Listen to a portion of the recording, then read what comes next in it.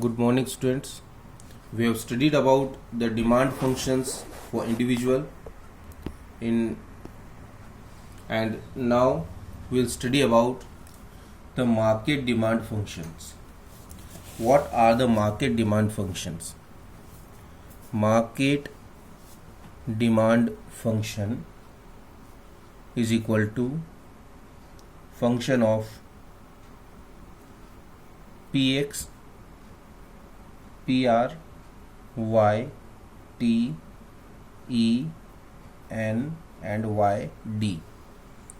So you can see here that Px, it was there in the individual demand function as well. PR, Y, T, E, all these were there. Px, the price of the commodity. PR, the price of related goods. Y, that means income. T, taste and preference. E, expectations. All these work in the same manner as the individual demand function. There is nothing change in these. Now the new functions that we have here, we will study these. The first function that we have here, which is new, then the individual demand function, that is N. N is population or number of buyers. How the number of buyers affect the demand in the economy. If the numbers of buyers are more, the demand would increase. If number of buyers are more, the demand would increase. If the number of buyers are less, the demand would decrease.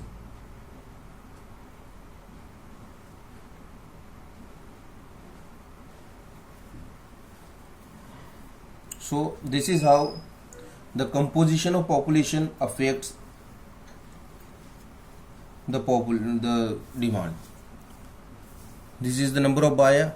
If the composition of the buyer, suppose if there are more male in the economy, the demand would go in that way. If there are a lot of female buyers in the economy, then the demand would go in that way. So that also affects the demand. Then YD. YD is the distribution of income.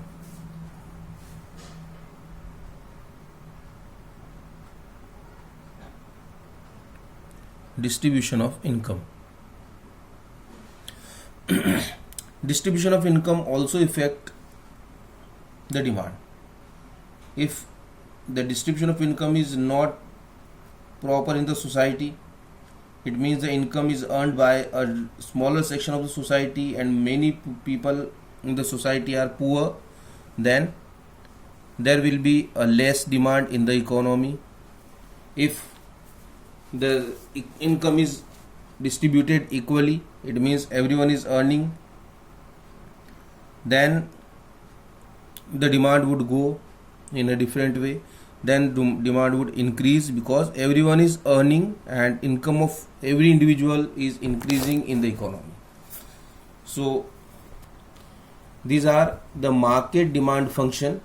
Again we can see once that how it works. Px, the price of good. This has an inverse relationship with the demand, whether there is a market or the individual. PR, price of related goods. Two types of goods are there, the substitute goods and the related goods. So how these work, we have studied earlier. Y, income of individual. If it increase, then the demand increase. If it decrease, then the demand decreases.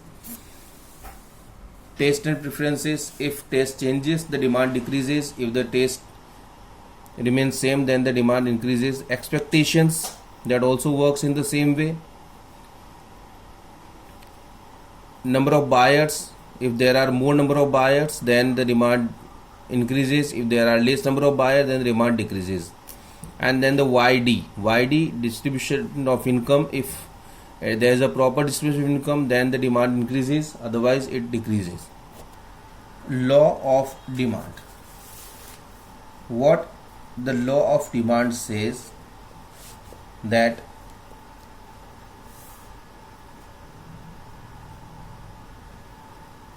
there is an inverse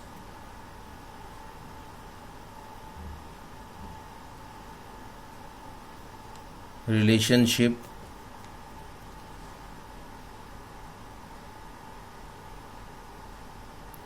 between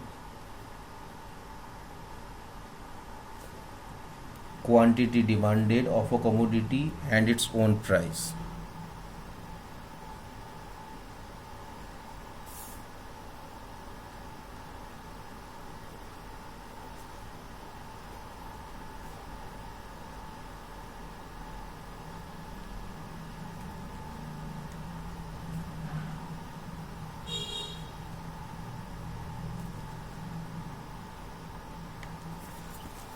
What does this law says?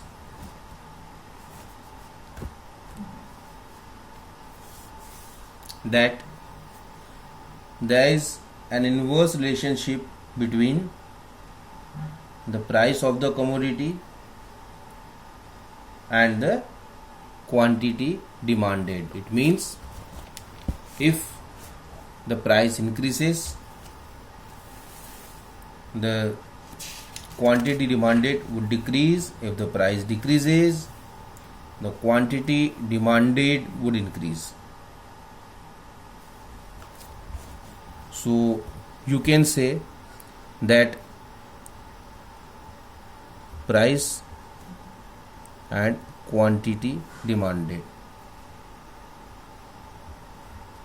If price decreases, quantity demanded increases. If price increases, quantity demanded decreases. So they are your classmates who don't like to talk each other, who are not good friends. So what they do, if this goes this way, then this would go in opposite way. Why? Because they are not friends. So the price and the quantity demanded are not as friends. They don't live as a friend. They live as, and they don't go together. Wherever they need to go, if one go into east, the other goes into west. If one goes into west, the other goes into east. This is how this works. So both always goes in opposite directions. But here the more important point is other things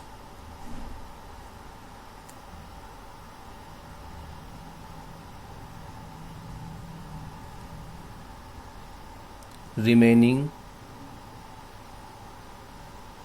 constant. It means other things should remain constant. Now what are the other things that we'll study as assumptions of law of demand? We study these assumptions in the next video. Thank you.